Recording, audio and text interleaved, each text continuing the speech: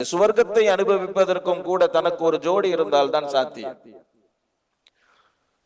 நபி ஸல்லல்லாஹு அலைஹி வஸல்லம் அவர்கள் சொல்லுவார்கள், நிச்சயமாக பெண்கள் ஆண்களினுடைய ஒரு கூறு என்பதாக சொல்வார்கள்.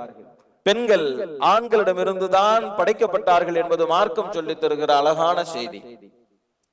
திருக்குர்ஆன் ஒரு பெண்ணை 2 வார்த்தைகளில் அலங்கரித்து பேசும். ஒன்று சகீனா, மன அமைதி. இன்னொன்று குர்ரத் ஆயின், கண் குளிர்ச்சி.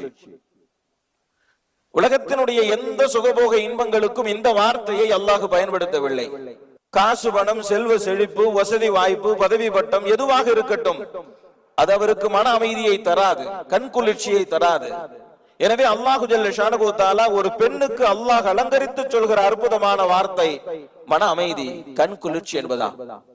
திருக்குர்ஆனுடைய ஒரு வசனத்தில் அல்லாஹ் சொல்லுகிறான், வமின் ஆயாத்திஹி அன் خلق لكم من انفسكم ازواجا لتسكنوا اليها.